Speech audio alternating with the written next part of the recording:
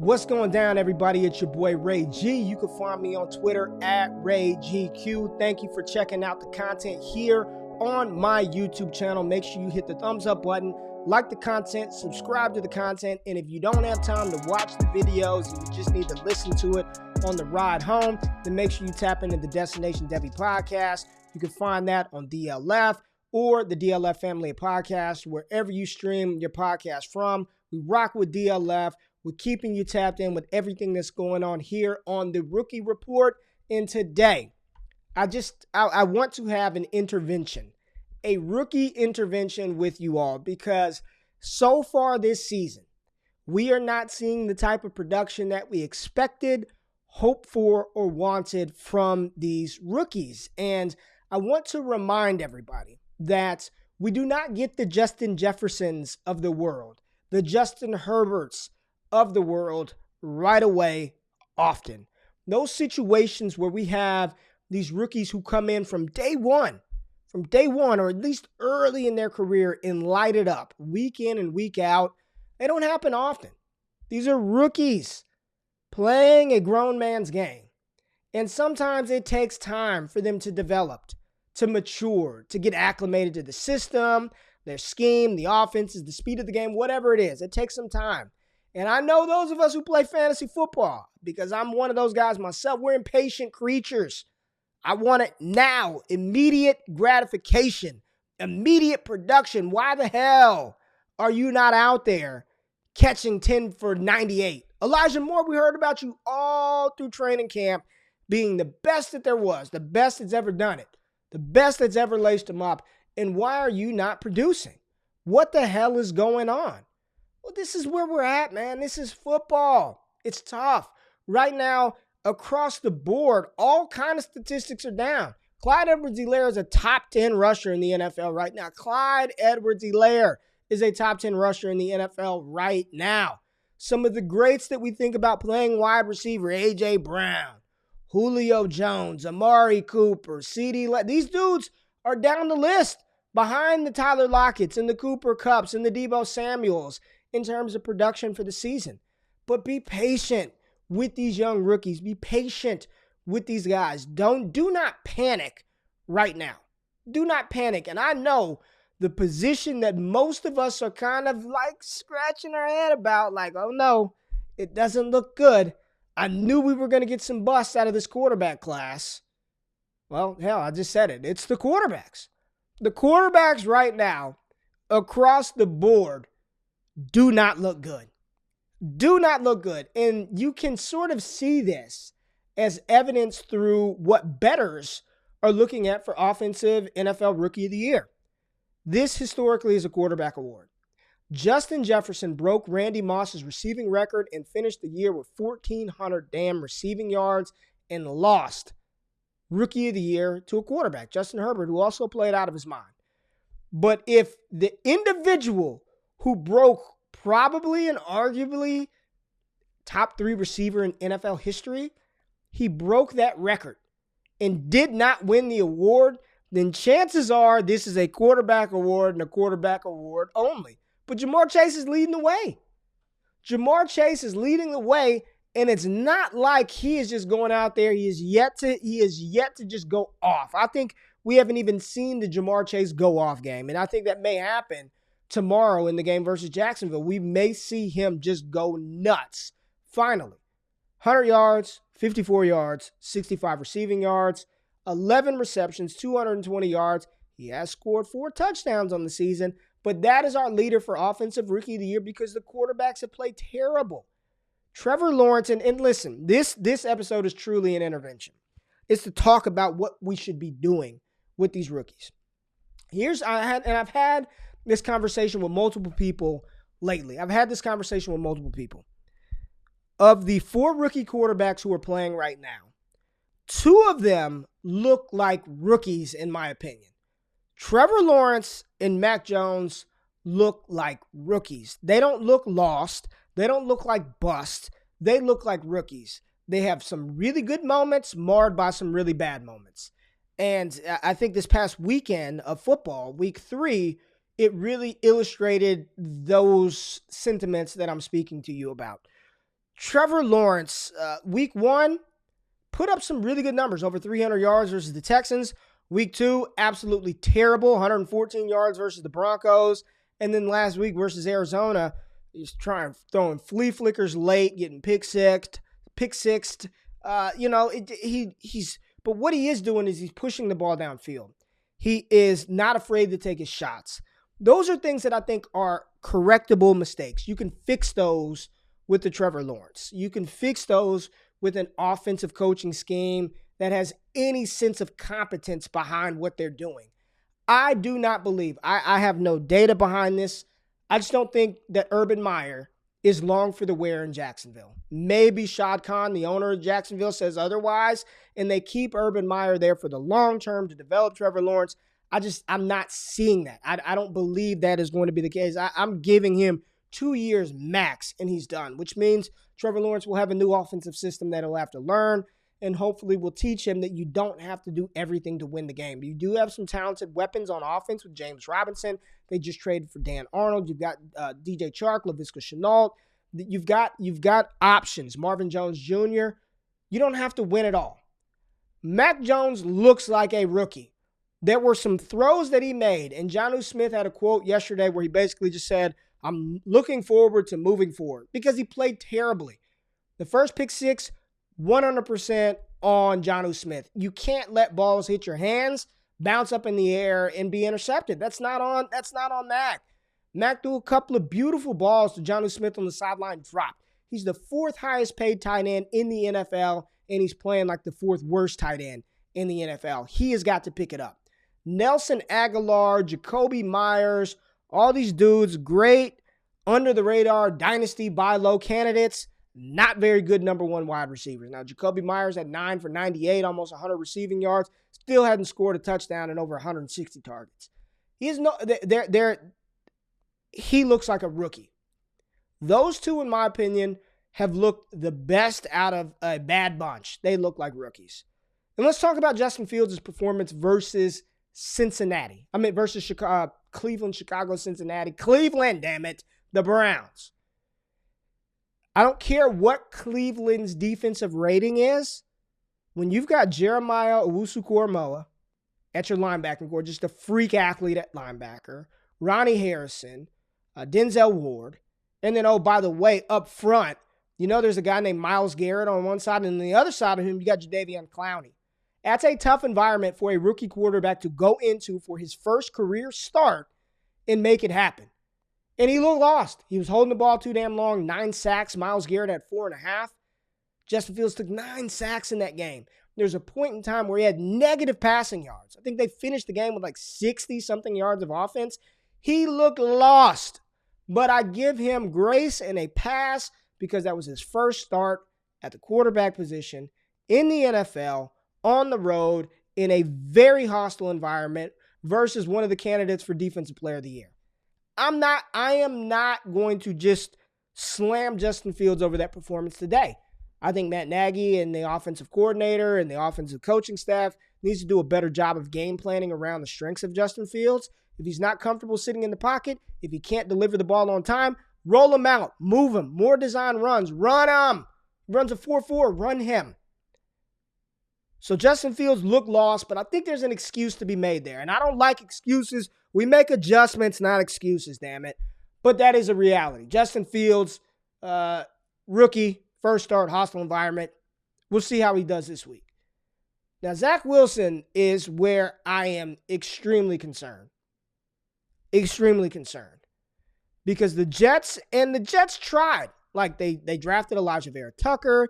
They got Mekhi Becton last year. They're trying to build that offensive line as well as provide weapons for their quarterback of the future to deliver the ball to. They signed Corey Davis to a big deal, drafted Elijah Moore. Running back, they got Michael Carter. It's not looking good for the Jets in total, and it's not looking good for Zach Wilson. I'm listening to a lot of different people talk about Wilson and reasons why. I believe it was, I just listen to sports. When I'm working out, riding the Peloton, I just have shit on. But Colin Cowherd said that when he watched Zach Wilson, it was like he was always trying to do Mahomesian level things with his arm. We know he's got a cannon. He's got a rocket arm, but we don't need you to do that, Zach. And part of that is he has no time to throw the ball. Like, let's just be honest. You can't do anything without an offensive line, i.e. Pittsburgh. And we'll talk about Najee Harris in a second. But Zach Wilson at this point looks lost to me. And these next 2 weeks are going to be very telling because they've got Tennessee and Atlanta, two very beatable defenses. Then he's got a bye. And after the bye, it gets brutal for the Jets. After the bye, and after these 2 games, going into the bye, you want to see positive steps and positive momentum for Zach Wilson because if he does not make it happen versus Tennessee and Atlanta, it's going to be worse than Sam Darnold type production from the Jets. And this can break a quarterback, man. We saw Josh Rosen just confident shot. We've seen this every year where these quarterbacks get broken early and they don't recover from it. And Robert Saleh's not going anywhere. He's not going anywhere. They're going to have another high draft pick. They better pray they've got the number 2 pick so they get an opportunity to draft Evan Neal, the offensive guard tackle out of Alabama. But they're going to have to continue to shore up that offensive front. He has no time to do anything. He is getting destroyed. He's throwing bad balls. He's trying to play hero ball. He's just trying to survive back there. He looks lost right now, and I'm most concerned about Zach Wilson. Now, the start of his career is a murderer's row. I mean, when you've got to start out with Carolina, Denver, and New England, that's not ideal. That is a suboptimal start for a rookie quarterback who played his ball at BYU. Hence the reason why I'm not really tripping on Kyle Shanahan not throwing Trey Lance out there. I know for fantasy purposes we want to see Trey Lance, but maybe the right approach is letting Jimmy Garoppolo not fail, right, as long as he isn't hurting the team. Then you let Trey Lance learn and develop. This is a guy who only played 1 season at the FCS level. 1 season of college football at the FCS level. And as good as he's looked, throwing a 2-yard out route for a touchdown and running a 1-yard touchdown in, it's a big difference between being the guy and backing up the guy and coming in as the backup. You can play more loosely, more freely. You're playing with house money. Trey Lance is still the 3rd favorite to win Offensive Rookie of the Year, and he hasn't played. That's just how telling we are in the process of these rookies. Now, looking at some rookies who performed well, my rookies of the week, I think it's co-rookies of the week. It's JaMarr Chase and Najee Harris. JaMarr Chase, 3 straight games with a touchdown. First wide receiver in NFL history to start his career off with 3 straight 25-yard plus touchdowns. He already setting records in the NFL. JaMarr Chase is the alpha. The rapport that he has with Joe Burrow threw the ball 18 times. JaMarr Chase caught 4 of them. 2 of them went for touchdowns. They're going to run Joe Mixon, and as soon as the defense is getting lax and JaMarr Chase has done nothing through 2.5 quarters, boom, over the top, 50-yard touchdown. Boom, over the top, 35-yard touchdown. And I think this Thursday versus Jacksonville, he's going to do the same damn thing. Run Joe Mixon, lull the defense to sleep, no C.J. Henderson. They traded him away. Boom, JaMarr Chase, another touchdown. Right now, over under, half a touchdown for JaMarr Chase. You continue to smash that line if you're betting player props. But if you have JaMarr Chase in Dynasty, then you've got a bona fide stud. He's good. We knew he was good coming out. He is performing in limited opportunities. Again, only 11 receptions, 220 yards, but he's got 4 touchdowns. I mean, just touchdown machine, touchdown monster. The chemistry with Joe Burrow is there. JaMarr Chase is a locked and loaded star. He's a locked and loaded star, as is Najee Harris. Najee Harris is playing behind arguably one of the worst offensive lines with one of the worst quarterbacks in the NFL without their top receiver. He is their entire offense. He has been off of the field in 3 games. I think he's had at rest like 6 plays the entire season. Snap share, 90-something%, which is insane for any player, let alone a rookie, to be on the field this much. Herein lies my issue with Harris. Are they about to just run him into the ground, and in 3 years we have nothing left? 4 years we have nothing left. We're seeing the decline with Zeke, and a reason why Dallas needs to utilize a Tony Pollard in conjunction with Zeke to keep him fresh. This type of production and workload, while we may like it for fantasy, I don't believe it's sustainable for Najee. And I am concerned that Pittsburgh has failed that team by not having a succession plan to Ben Roethlisberger and not upgrading that offensive line. It's putrid. So far, Najee Harris's rushing yard stats, 45 yards, 38 yards, 40 yards. Now, What Najee can do and why he was the RB1 in 2021 is he is a dynamic pass catcher. He had 19 targets last week, caught 11, 12 balls, 112, 114 yards. I mean, he's just a dominant player. You can utilize him in all three phases of the game, first down, second down, third down. He is that team. That team will go and fail on the back of a rookie running back in Najee Harris. Just an absolute stud of a running back. And I think we're looking at another potential stud in Javonta Williams. And I continue to talk about the same damn players because we have nobody else stepping up to the plate to kind of say, yo, I'm here too. So what do you do with Najee in Dynasty?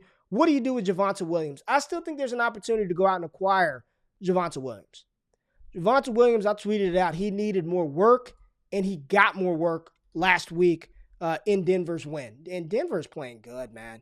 I mean, the Broncos with Teddy Bridgewater, he's looking like more of a bridge, like more than just a bridge quarterback. I mean, it wouldn't shock me if Teddy continues to play the way he's playing, that they keep rolling with him in the next season because he's playing some damn good football. And right now, Javonta Williams is playing some good ball as well. 5'10", 212 pounds. You know, where are his stats for this week? Javonta Williams.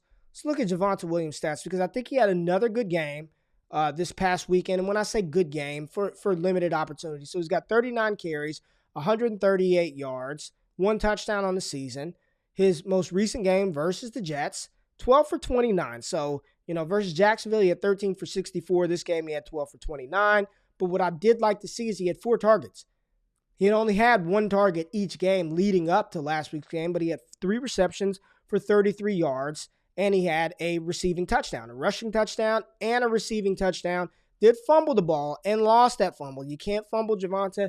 One of my concerns was ball security coming out of North Carolina.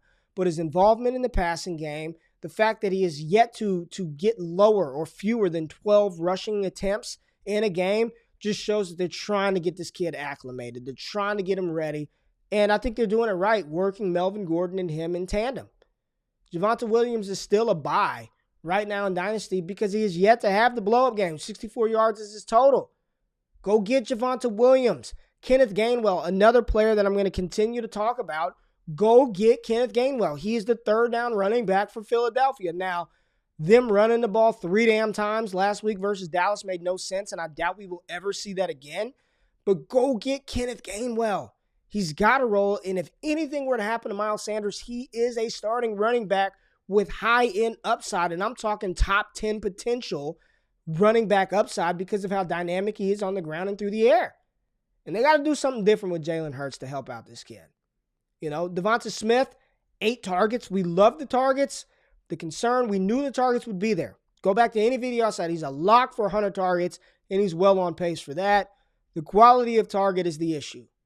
The quality of the target is the issue right now for Devonta Smith. The route concepts that Philly is running to get these young guys open in space and to make throws easy for Jalen Hurts makes no sense to me. Hurts shouldn't be taking 7-step drops, trying to float it over the top to Rager, float it over the top to Smith. Just get the ball out quick. Slant, smoke screens, out routes. Just get it out of your hands quick and let these young dudes do their thing. But right now, it's 2 back-to-back dud weeks from Smith. That's 2 of them. 16 yards, 28 yards. It's 2 of them. No panic. But that's 2 dud weeks. JaMarr Chase doing his thing. Other than that, rookie receivers aren't doing much. They're not doing much. But one rookie receiver who I think has an opportunity to come in and do a hell of a lot is Rashad Bateman of the Baltimore Ravens. We saw Hollywood Brown smoke 3 deep bomb attempts. Hollywood could have had, he's no longer Hollywood Brown. We're going to call him Sacramento Brown. He's no longer Hollywood. He ain't Hollywood. He's Sacramento. No love, no hate to Sacramento. I love Cali. Grew up in the West. But he ain't Hollywood right now. Rashad Bateman should come in and be the focal point of that passing attack. Him and Mark Andrews. Let Hollywood serve his role. Let Sacramento serve his role. He's letting balls bounce off of his face. Didn't come out right, but you get what I'm saying. Passes are hitting him dead in the face mask, and he's smoking them on the ground. Get him out of there.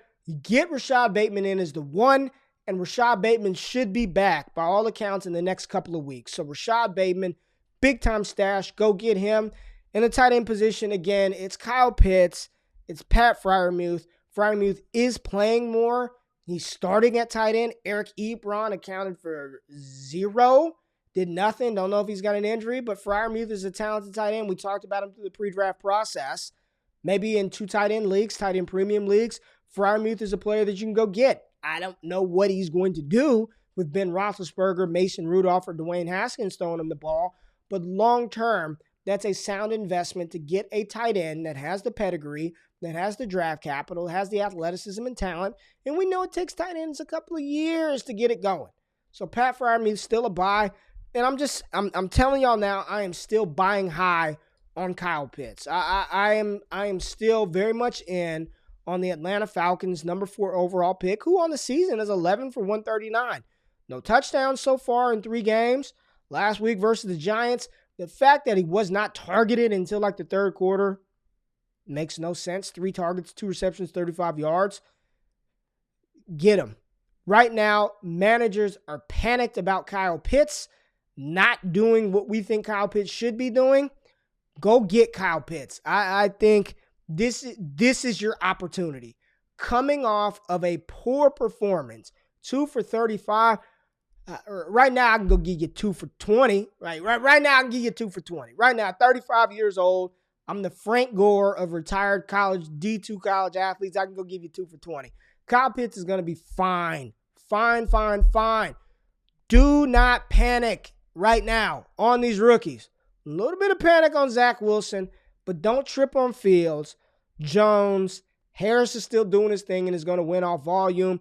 And there are some opportunities to get you a Javonta Williams, a Rashad Bateman, and even one Kyle Pitts on the low because these guys aren't producing the way we thought. Michael Carter, another one of those running backs who I think as time goes on, take some stuff off of Zach Wilson's plate and let Michael Carter run the damn ball. Let's go.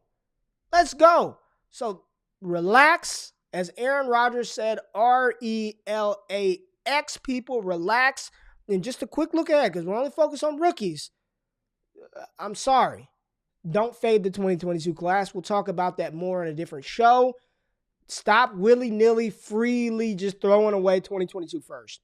A couple of players that you're gonna really want to have on your dynasty rosters in 2022.